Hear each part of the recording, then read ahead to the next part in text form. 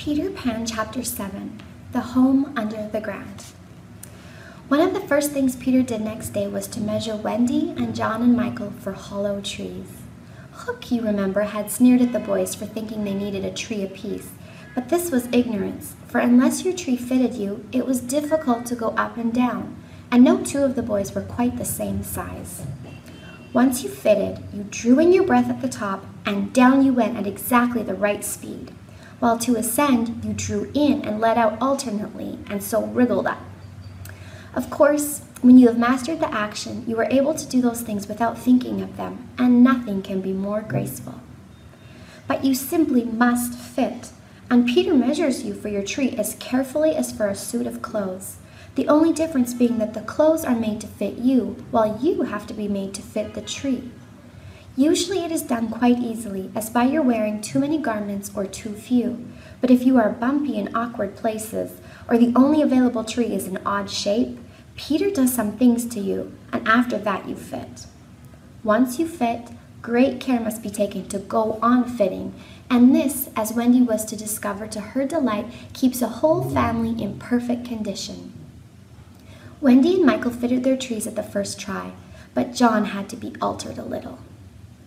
After a few days' practice, they could go up and down as gaily as buckets in a well, and how ardently they grew to love their home under the ground, especially Wendy.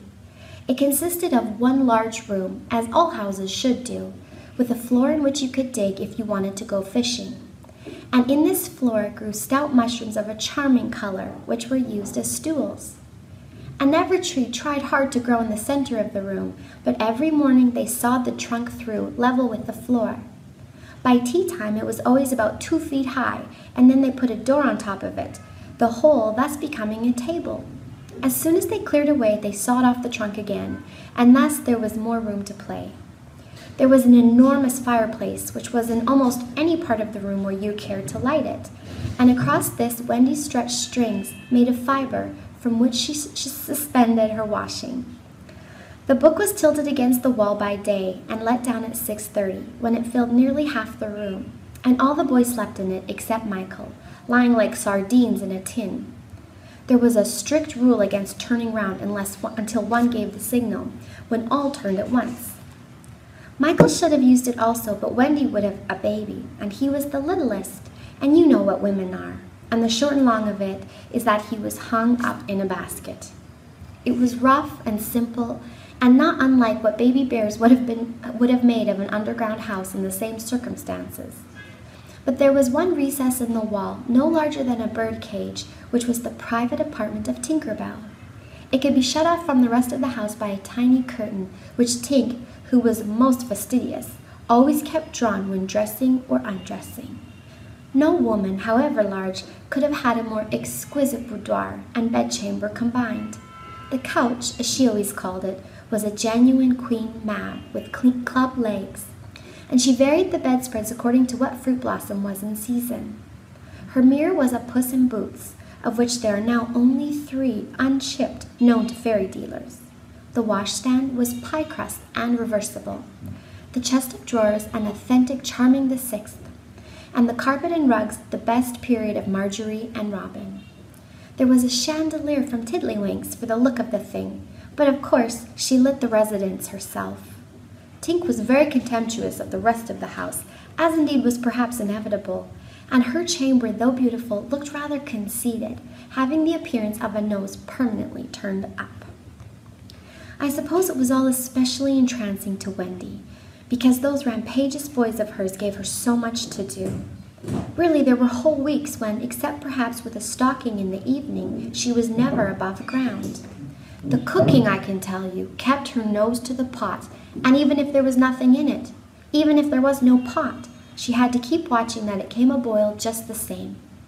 You never exactly knew whether there would be a real meal or just a make-believe.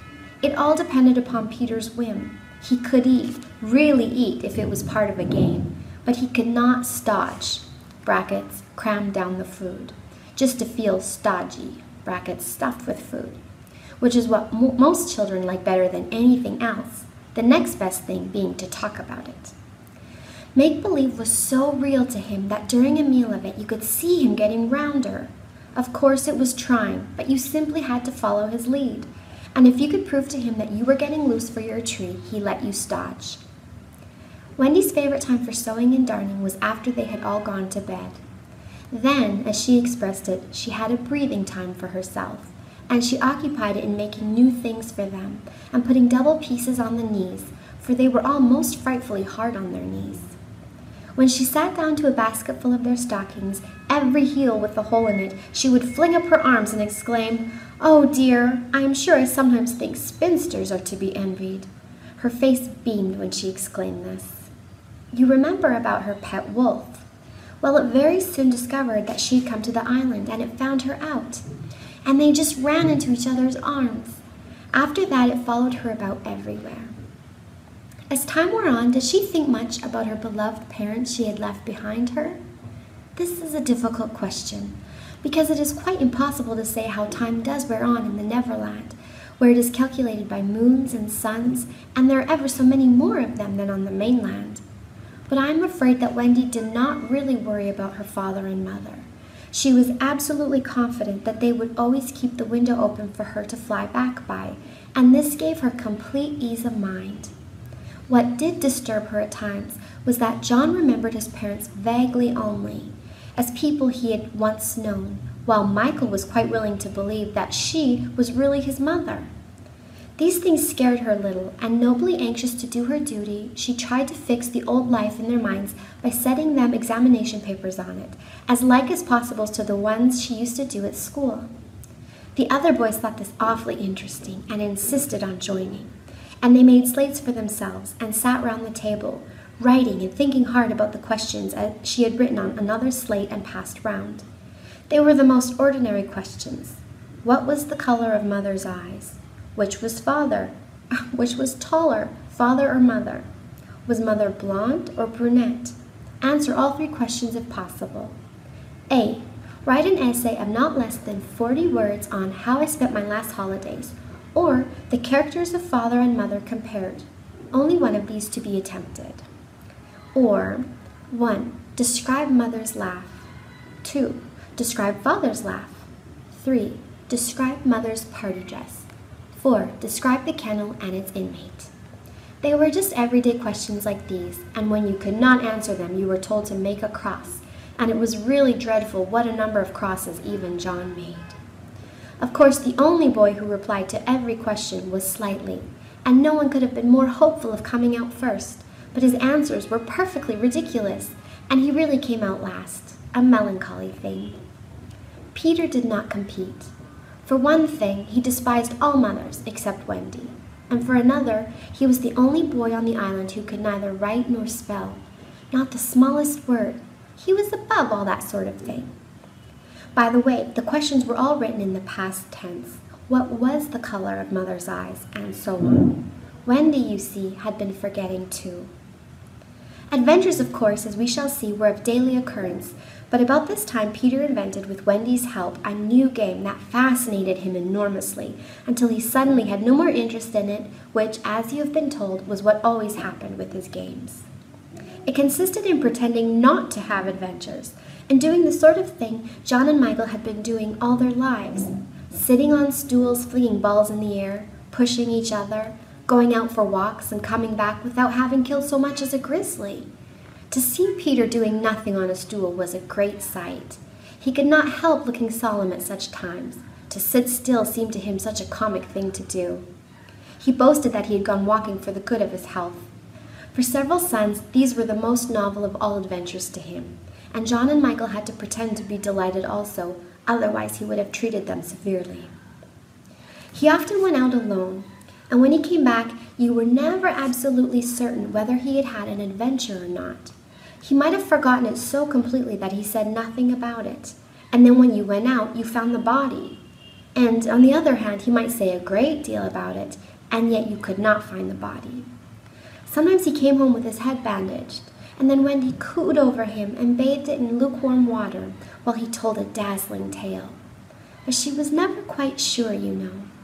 There were, however, many adventures which she knew to be true because she was in them herself, and there were still more that were at least partly true, for the other boys were in them and said that they were wholly true. To To describe them all would require a book as large as an English-Latin, Latin-English dictionary, and the most we can do is to give one as a specimen of an average hour on the island. The difficulty is which one to choose. Should we take the brush with the Redskins at Slightly Gulch? It was a sanguinary affair, and especially interesting is showing one of Peter's peculiarities, which was that in the middle of a fight, he would suddenly change sides. At the Gulch, when victory was still in the balance, sometimes leaning this way and sometimes that, he called out, "I'm Redskin today. What are you, Toodles?" And Toodles answered, "Redskin. What are you, Nibs?" And Nibs said, "Redskin. What are you, Twin?" And so on. And they were all Redskins. And of course this would have ended the fight had not the real Redskins, fascinated by Peter's methods, agreed to be lost boys for that once. And so at it they all went again, more fiercely than ever. The extraordinary upshot of this adventure was, but we have not yet decided that this is the adventure we are to narrate. Perhaps a better one would be the night attack by the Redskins on the house under the ground, when several of them stuck in the hollow trees and had to be pulled out like corks. Or we might tell how Peter saved Tiger Lily's life in the Mermaid's Lagoon and so made her his ally.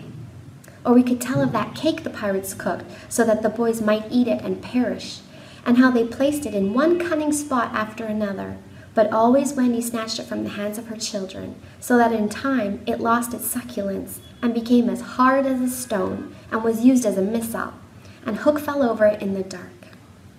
Or suppose we tell of the birds that were Peter's friends, particularly of the never bird that built in a tree overhanging the lagoon, and how the nest fell into the water, and still the bird sat on her eggs, and Peter gave orders that she was not to be disturbed. That is a pretty story, and the end shows how grateful a bird can be. But if we tell it, we must also tell the whole adventure of the lagoon, which would of course be telling two adventures rather than just one. A shorter adventure, and quite as exciting, was Tinker Bell's attempt, with the help of some street fairies, to have the sleeping Wendy conveyed on a great floating leaf to the mainland. Fortunately, the leaf gave way and Wendy woke, thinking it was bath time, and swam back. Or again we might choose Peter's defiance of the lions, when he drew a circle round him on the ground with an arrow and dared them to cross it. And though he waited for hours, with the other boys and Wendy looking on breathlessly from trees, not one of them dared to accept his challenge. Which of these adventures shall we choose? The best way will be to toss for it. I have tossed, and the lagoon has won. This almost makes one wish that the Gulch or the cake or Tink's leaf had won. Of course, I could do it again and make it best out of 3. However, perhaps fairest to stick to the lagoon. So that is the end of Peter Pan chapter 7, and if you'd like to hear the next chapter and the rest of Peter Pan, then please subscribe.